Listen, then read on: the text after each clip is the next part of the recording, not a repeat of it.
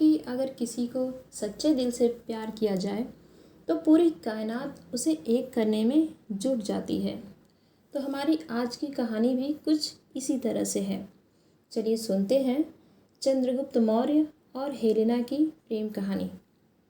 सिकंदर महान के सेनापति सेल्यूकस निकेटर की बेटी का नाम हेलेना था। एक दिन हेलेना ने चंद्रगुप्त को साथ साथ सैनिकों के साथ तलवारबाजी करते देखा। एक साथ सातों उनके ऊपर वार करते और वह हंसते हंसते उनके वारों को काट डालते। तभी वह उन्हें अपना दिल दे बैठी। एक तरह से चंद्रगुप्त और हेलेना की शादी यूनानी और भारतीय संस्कृति का मिलन थी और संदेश यह कि युद्ध पर प्यार भारी पड़ता है। हेलेना सिकंदर के सेनापति सेल्यूकस निकेटर की बेटी थी। चूँकि सिकंदर का कोई वारिस नहीं था, इसलिए उसकी मौत के बाद उसके साम्राज्य को उसके सेनापतियों ने आपस में बांट लिया। सेल्यूकस को साम्राज्य का पूर्वी हिस्सा प्राप्त हुआ, जिसमें भारत का उत्तर पश्चिमी हिस्सा भी शामिल था। सेल्यूकस की बेटी हेलेना एक अपूर्व सुंदरी थी, जिसे अपना बनाने की चाहत कई यूनानी नौजवान रखते थे, लेकिन हेलेना की आंखें तो किसी और को ढूंढ रही थी और वह चंद्रगुप्त मौर्य थे। दरअसल बात उन दिनों की है जब चंद्रगुप्त मौर्य अपने गुरु चाणक्य की देखरेख में वाहिक प्रदेश में युद्ध विद्या का अभ्यास कर रहे थे। वह अभी पाटलिपुत्र के राजा नहीं बने थे। एक दिन हेलेना ने देखा कि एक रोबीला और सुगठित शरीर वाला नौजवान एक साथ सात सैनिकों से तलवार पर हाथ आजमा रहा है। एक साथ सातों उसके ऊपर वार करते और वह हंसते हंसते उनके वारों को काट डालता।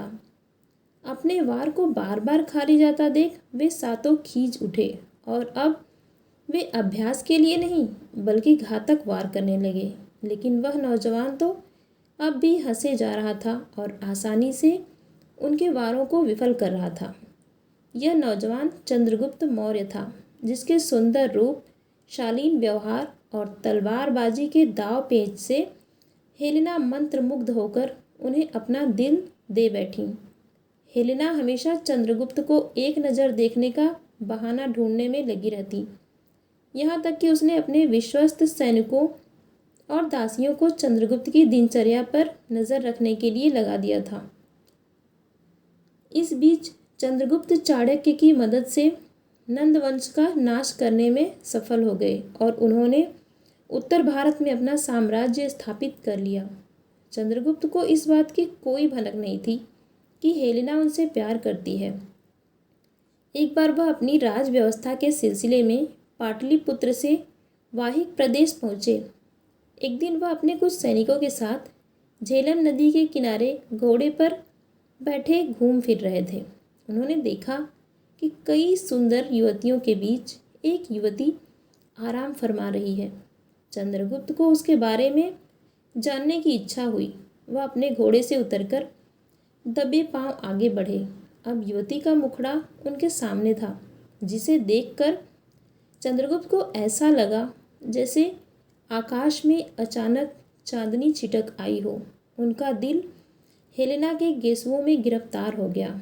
अब चंद्रगुप्त की दशा भी वैसी ही हो गई जैसे कल तक हेलेना की थी। यह दो अजनबियों का अनोखा प्यार था।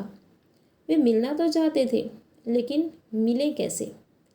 ऐसे में चंद्रगुप्त की मदद की उनके एक मित्र ने, जिन्होंने ऐसे कामों के लिए प्रशिक्षित रानी कबूतरी के जरिए हेलेना तक चंद्रगुप्त के प्यार का पैगाम भिजवाया। इसमें चंद्रगुप्त ने अपना हृदय निकाल कर रख दिया था। वह पैगाम पढ़कर हेलेना की खुशी के आंसू थमने का नाम नहीं ले रहे थे।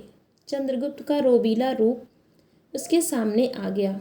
इसके जवाब में हेलेना ने लिखा, मैं तो सिर्फ आपकी अमानत हूँ, आइए और मुझे ले जाइए। पर मन भय से कांपता है कि कहीं हमारा प्यार मेरे पिता को स्वीकार होगा भी या नहीं। मुझे लगता है कि मेरे पिता हमारे मिलने के लिए तैयार नहीं होंगे। पर क्या सिर्फ एक बार हमारी मुलाकात नहीं हो सकती है?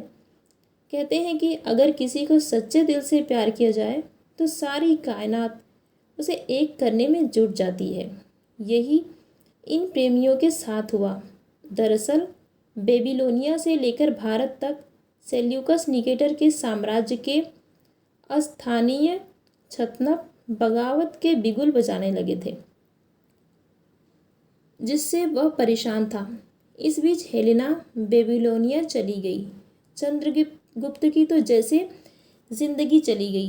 क्षत्रपों की बगावत कुचलने के लिए सेल्यूकस को भारत में मदद की ज़रूरत थी और उसकी यह ज़रूरत तब सिर्फ चंद्रगुप्त ही पूरी कर सकते थे। उसने मदद मांगी और चंद्रगुप्त ने विद्रोहियों को दबाने में उसकी मदद की। इस एहसान तले दबे सेल्यूकस ने चंद्रगुप्त से पूछा, आप मेरे योग्य कोई सेवा बताएं, मैं तन मन धन से उसे पूरा करने की कोशिश करूँगा। चंद्रगुप्त ने कहा, भगवान की कृपा से मेरे पास सब कुछ है, बस केवल एक चीज़ नहीं है, लेकिन वह आपके पास है। अगर मैं वह मांगूं तो क्या आप दे सकते हैं? समझिए, जिंदगी का सवाल है। सेल्यूकस ने कहा, सम्राट, अगर यह आपकी ज़िंदगी का सवाल है तब तो मैं इसे मौत की कीमत पर भी आपके हवाले कर दूंगा। चंद्रगुप्त ने बड़ी शालीनता से कहा, अगर मैं आपकी बेटी हेलेना का हाथ मांगूं तो क्या आप स्वीकार करेंगे? सेल्यूकस ने कहा, मुझे हेलेना का हाथ आपके हाथ में देने में कोई गुरेज नहीं है, लेकिन उसकी रजामंदी तो जाननी होगी। वह सोच रहा था कि उसकी बेटी किसी हिंदुस्तानी को अपने शौहर के रूप में अपनाने को शायद राज़ी न हो, लेकिन तब उसे आश्चर्य हुआ जब हेलेना ने चंद्रगुप्त के साथ विवाह के प्रस्ताव को खुशी खुशी स्वीकार कर लिया। इतिहासकार लिखते हैं कि चंद्रगुप्त भव्य बारात लेकर हेलेना से विवाह करने पहुंचा था। विवाह के बाद चंद्रगुप्त हेलेना को लेकर पाटलिपुत्र आ गए। यही हेलेना बिंदुसार की सौतेली माँ बनी। एक तरह से चंद्रगुप्त और हेलेना की शादी यूनानी और भारतीय संस्कृति का मिलन थी और यह संदेश देती है यह कहानी कि युद्ध पर प्यार हमेशा भारी पड़ता है। तो इतनी सी थी ये कहानी, और अगर आपको ये कहानी पसंद आई हो तो इस कहानी को लाइक कीजिएगा और इस चैनल को सब्सक्राइब कीजिएगा। मिलते हैं फिर एक नई कहानी के साथ।